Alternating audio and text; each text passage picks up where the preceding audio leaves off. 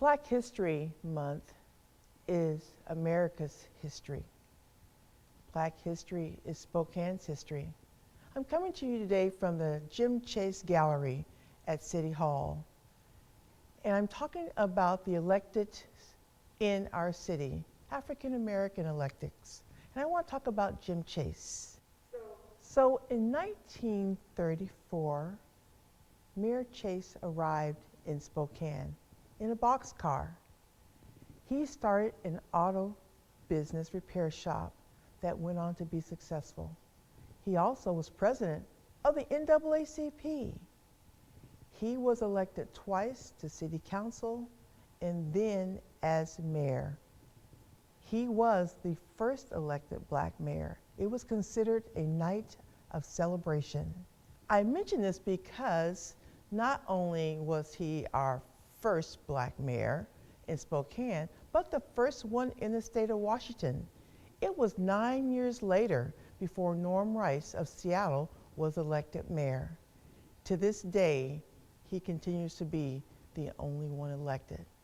Jim Chase was really committed to youth in this city, hence the Chase Youth Commission and the gallery. And just being involved, it just speaks to his connectedness of this city and realizing he wasn't about a color thing, he was about the people of Spokane. The second leader I want to mention is my predecessor and my mentor, Roberta Green. Roberta Green moved here in 1986 from South Carolina. Her and her husband, Nate, opened an auto dealership, Empire Ford.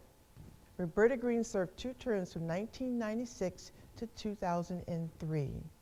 She went on to earn her JD from the University of Gonzaga, and she teaches economics at Eastern Washington University. I admire Roberta and her leadership as a black woman coming into Spokane, stepping into a space from outside. I also have to speak to, she was my church mate and continues to be my church mate. And just being in that space with her and watching her leadership in the black community was inspirational. So she continues to do work. You know, we have to acknowledge folks who do work even when they're not in the spotlight. So I just want to give her all the accolades of what she has contributed to the city. In 2020, I was appointed to City Council District 2 after current council president was elected. I am happy to be serving as the second African American woman in City Council. I bear and gladly carry the responsibility of leadership and commitment for the communities of color, but for all of Spokane. Having stepped into this space in times like these, our COVID years, you know, I am honored, but there is still work to be done. And I have to say that I have been honored and blessed because I knew Jim Chase when he worked with youth. I was one of them.